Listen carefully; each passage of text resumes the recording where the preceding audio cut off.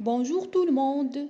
Pour répondre à votre demande, j'ai décidé d'expliquer la leçon Médias et éducation, semestre 6. J'espère que vous interagissez de plus en plus et activez la cloche pour recevoir plus de leçons. On commence. La théorie de la Soile.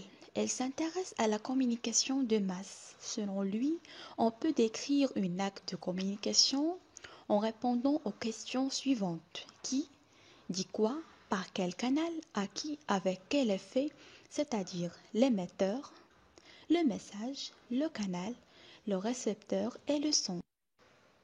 Tout simplement, pour la Soile, la communication est vue comme une influence d'un émetteur sur un récepteur. Et d'autres termes, l'influence de la radio émetteur sur le public récepteur. Ainsi, elle cherche à comprendre l'impact des médias sur le récepteur. Et aussi, analyser la notion de qui dit quoi. Qui dit quoi, avec quel effet et avec quel canal. Qui l'auteur qui envoie le message dit quoi, le message transmis.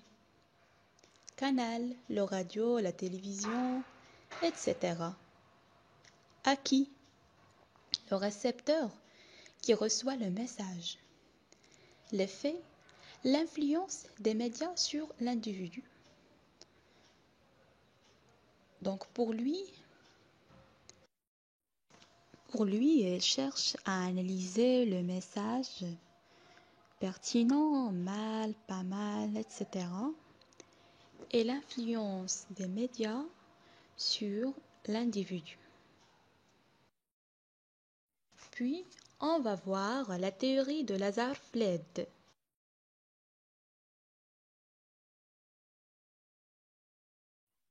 Paul Lazare-Fled, dans le paradigme fonctionnaliste, fait une recherche afin de comprendre la question de l'influence des médias. Elle utilise la théorie de la Soile comme base. Pour lui, les médias sont analysés comme ayant une forte influence sur la pensée de l'individu. Lazare-Fled et d'autres auteurs pensent à un travail empirique s'intéresse aux conditions de réception des messages émis par les médias. Paul Lazare-Fled met en place une analyse en termes de panel, c'est-à-dire une technique d'enquête pour savoir l'influence des médias sur l'individu. Les conséquences de cette enquête, les individus peuvent choisir quelle émission à écouter et à voir et à suivre les émissions les plus proches de leur esprit. Donc, les résultats lui permettent de conclure que les moyens de la communication de masse ont une faible influence sur l'individu. Elle sera principalement influencée par des facteurs sociaux, leur étude, leur famille et leur culture.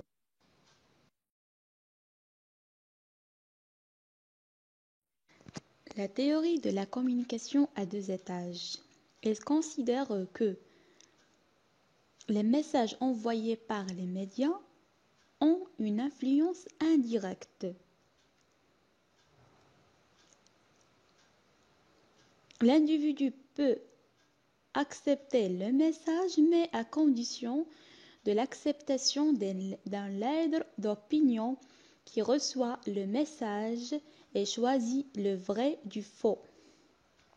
Plus particulièrement, l'individu accorde la confiance à un leader d'opinion qui fait partie de son groupe.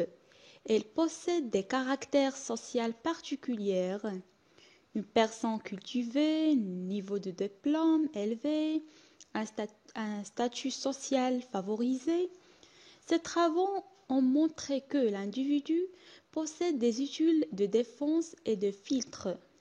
Un leader d'opinion filtre l'information et présent sur l'opinion de l'individu. Elles retraduisent le message d'une manière simple.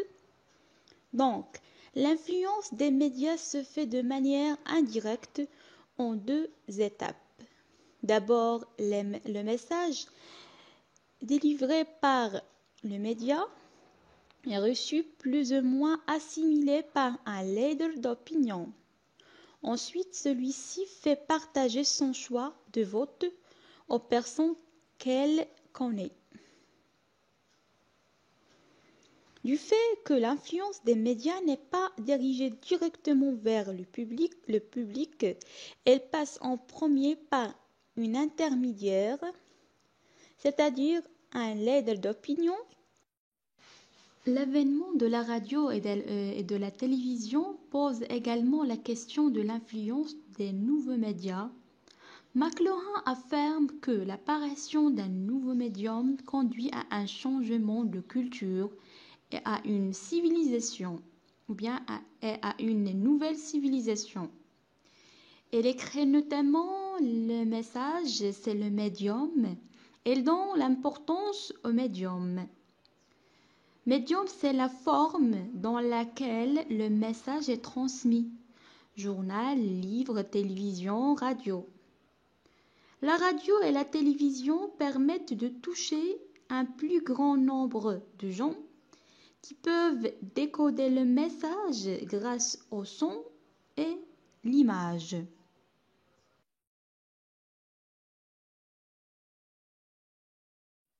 Dans son ouvrage, pour comprendre les médias, il y a les médias chauds et les médias froids. Un médium chaud lorsqu'il prolonge un seul sens. Il lui donne en haute définition, c'est-à-dire porte une grande quantité de données.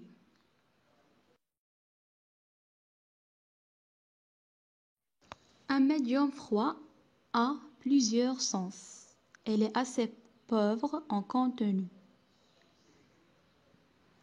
Pour le spectateur, elle doit donc reformater ce qu'elle reçoit. Exemple, le téléphone est un médium froid.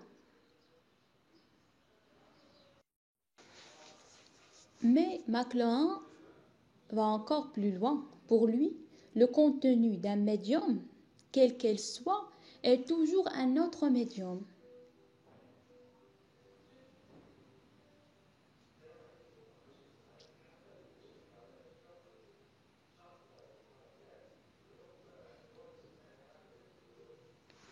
Pour reprendre l'exemple de l'auteur, le médium d'un télégramme est l'imprimé, celui de l'imprimé est l'écrit, celui de l'écrit est la parole et celui de la parole un processus de pensée non verbal.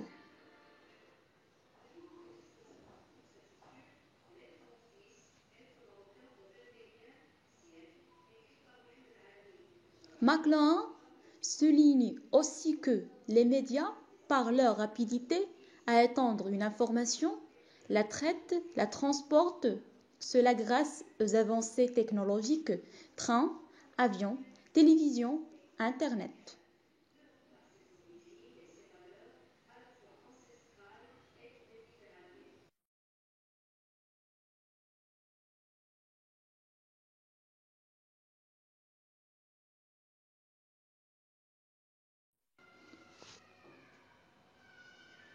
Maintenant, on va voir l'école de Francfort qui présente un paradigme critique.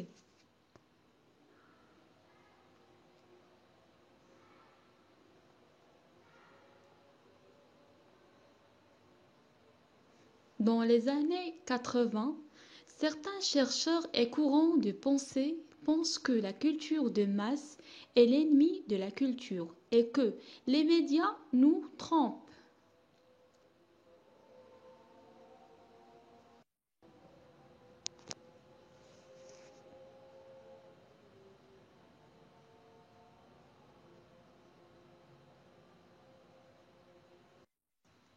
Donc, pour conclure, on peut dire que l'école de Francfort critique la culture de masse.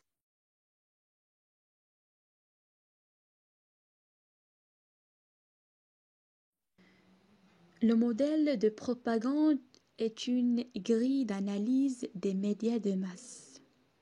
Elle sert de base pour montrer que ces médias, bien loin d'être un quatrième pouvoir, ce module exerce une grande influence dans le domaine d'études des médias et du journalisme. Dans son livre Propagande, médias et démocratie, Noam Chomsky explique pourquoi la démocratie libérale ne favorise pas l'existence des médias de masse libres et indépendants. À la vie politique, les sociétés démocratiques sont obligées de respecter la liberté individuelle. Dans les sociétés démocratiques, la structure des médias, leur contrôle sont d'une importance politique